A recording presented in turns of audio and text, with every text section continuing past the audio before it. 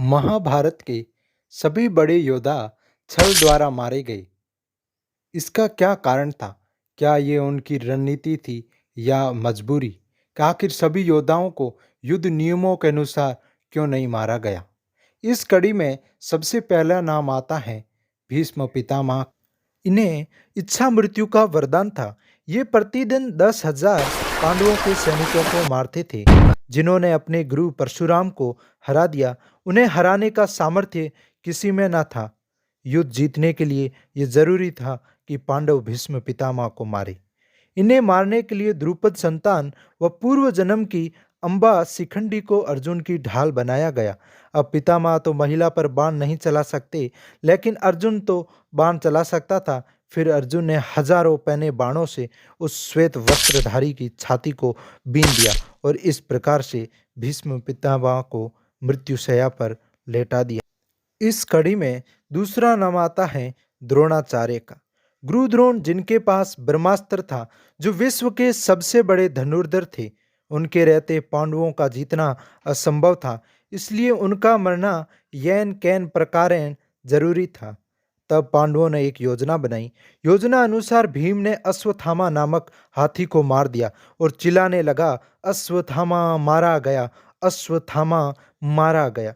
जब युधिष्ठिर ने भी कहा कि अश्वत्थामा मारा गया, तो गुरु द्रोण ने अस्त्र शस्त्र डाल दिए और वहीं रण क्षेत्र में ध्यान करने लगे। तब ध्यान मग्न द्रोण को धृष्टद्युम्न ने तलवार से सिर काट के मार दिया। तीसरा नाम आता है अंगराज कर्ण का, जो सूर्य का अंश हो, जिनके गुरु परशुराम हो, दिव्य कवच कुंडल पहने हो और जिसके पास इंद्र का अचूक अमोघ अस्त्र हो। उन्हें हराना असंभव हो जाता है। पांडवों के किसी भी योद्धा के शस्त्रों में इतनी शक्ति ना थी कि वह कर्ण के वज्र शरीर को छू भी सके। ऐसे योद्धा को छल के द्वारा ही मारा जा सकता था। जब कर्ण जमीन पर नीचे निहत्थे रथ का धंसा पहिया निकाल रहे थे, तब कृष्ण ने अर्जुन से कहा कि हे अर्जुन, यह सही समय है कर्ण वध का। और अर्जुन ने तीर से कर्ण का शीश को धड़ से अलग। इस कड़ी में अगला नाम है घटोत्कच का। भीमपुत्र घटोत्कच मायावी था।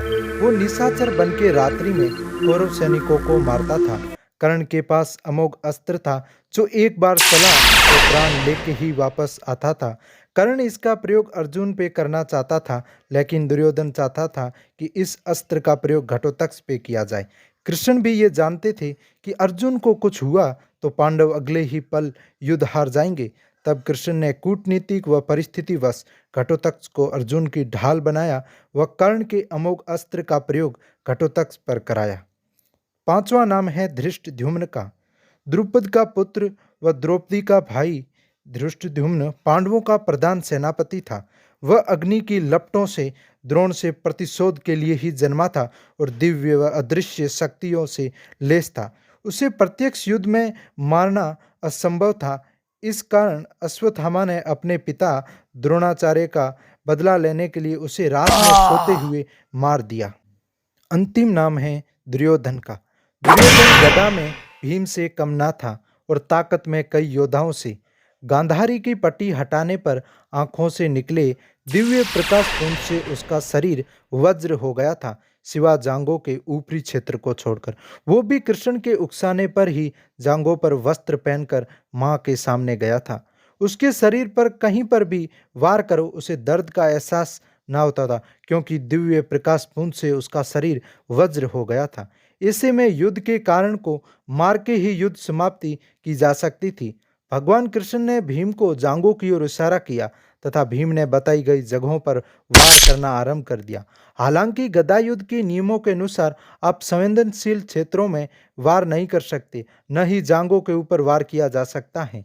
इस प्रकार भीम ने दुर्योधन को मरणासन कर दिया और कुछ समय पश्चात दुर्योधन की मौत हो गई। यदि ये वीडियो आपको अच्छा लगा तो हमारे चैनल को सब्सक्राइब कर लीजिए।